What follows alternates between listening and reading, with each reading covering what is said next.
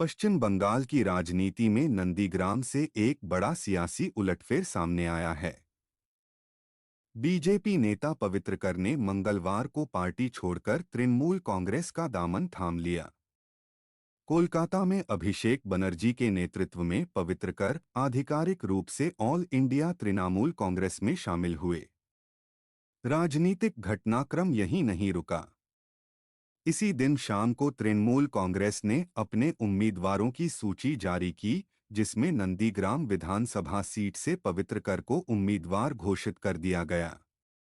उम्मीदवारी की घोषणा के बाद पवित्रकर कोलकाता से नंदीग्राम पहुंचे और रेयापाड़ा शिव मंदिर में पूजा अर्चना कर अपने चुनाव प्रचार अभियान की शुरुआत की।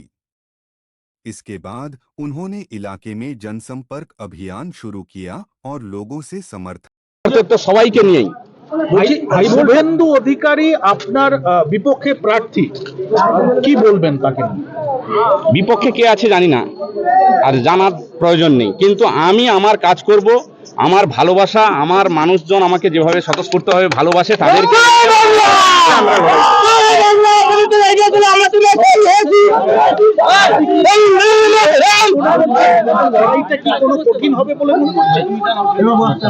শুনুন, হেভি ওয়েট আপনাদের সংবাদ মাধ্যমেই আপনারা যেভাবে করেছেন, উনি সর্বভারতীয় রাজনীতি করে, রাজ্য রাজনীতি করে।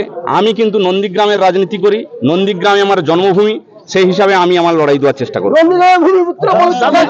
একটা অভিযোগ বিভিন্ন মহল থেকে, অন্যান্য রাজনৈতিক দল থেকে করা হচ্ছে যে তৃণমূল কংগ্রেস কর্মী একজন রবীন মান্না, সেই খুনে অভিযুক্ত হয়ে আপনি জেলও খেটেছিলেন, সেই তৃণমূলে আপনি ফিরলেন। এই বিষয়টাকে কিভাবে দেখছেন? আমি একটা কথাই প্রথমেই সংবাদ মাধ্যমের কাছে বলেছিলাম, নন্দীগ্রাম বিধানসভায় অন্যান্য যে কোনো বিধানসভার তুলনায় এখানে মামলা প্রচুর পরিমাণে, রাজনৈতিক মিথ্যা মামলা প্রচুর, তার অবসান ঘটানো প্রয়োজন।